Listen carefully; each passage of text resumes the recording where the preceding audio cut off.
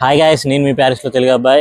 ఈ video main reason ఏంటి అంటే చాలా మందికి డౌట్స్ రేజ్ అవుతున్నాయి. క్యాంపస్ ట్రాన్స్ ఏంటి, ఎలా ఉంటుంది అని. సో బేసికల్గా అది ఏమి ఉండదండి. జస్ట్ యూనివర్సిటీ ఇంటర్వ్యూ ఎలా ఉంటుందో సేమ్ అలానే ఉంటుంది campus interview. Just normal questions. University ఎలా ఉంటుంది, మీ కాలేజ్ గురించి ఏమైనా తెలుసుకున్నారా, ఒక కాలేజే సెలెక్ట్ చేసుకున్నారా, వేరే కాలేజ్ ఇంకేమైనా ప్రాసెస్ చేశారా, జస్ట్ ఈ నార్మల్ క్వశ్చన్సే.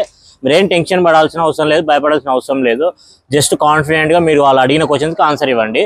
అండ్ నెక్స్ట్ ఇంకో క్వశ్చన్ ఏంటి అంటే చాలా మందికి కొంతమంది ఉంటారు ఏంటి అంటే యూఎస్ రిజెక్షన్ వాళ్ళకి ఏంటి అంటే పాస్పోర్ట్ మీద స్టిక్కర్ ఉంటుంది. సో అది స్టిక్కర్ తీసేసి వెళ్ళండి. ఎందుకంటే కొంచెం మీకు గుడ్ ఇంప్రెషన్ రావాలి. మీరు ఒకవేళ ఆ స్టిక్కర్ ఉంది అనుకో, వాళ్ళకి నెగిటివ్ ఇంప్రెషన్ వెళ్ళిపోతుంది.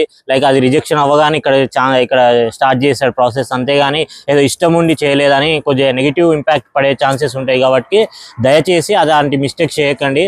ప్రాపర్ డాక్యుమెంట్స్తో వెళ్ళండి. మీరు మీ క్యాంపస్ ట్రాన్స్ సెలెక్ట్ ఈజీగా అవుతారు. అండ్ ఇంకోటి, కొంతమందికి 1 వీక్ 2 వీక్స్ 3 వీక్స్ అని చెప్తున్నారంట.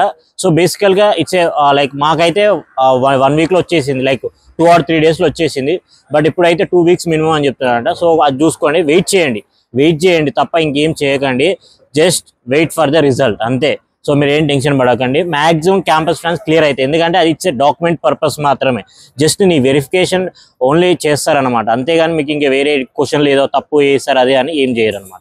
ఇంకోటి ఏంటి అంటే కొంతమంది ఏం చేస్తారు, రెస్పాన్స్ రాకపోయేసరికి మెయిల్స్ మీద మెయిల్స్ పెట్టేస్తారు క్యాంపస్ ట్రాన్స్ వాళ్ళకి. సో అలా చేయకండి. రీసెంట్గా ఒక పర్సన్ ఏం చేశాడంటే రెస్పాన్స్ రాలేదని mails by mails daily పెట్టాడంట.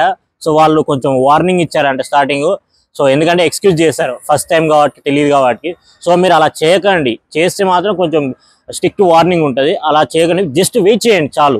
Wait చేస్తే మీకు పక్కా రెస్పాన్స్ వస్తుంది. ఎందుకంటే అప్లికేషన్స్ ఎక్కువ అయ్యే కొద్దీ వాళ్ళు కూడా ప్రాసెస్ చేయాలి కదా. సో ప్రాసెస్ చేసే టైంలో కొంచెం టైం టేకింగ్ కాబట్టి సో జాగ్రత్తగా వెయిట్ చేయడం తప్ప మీరు ఇంకేం చేయకండి.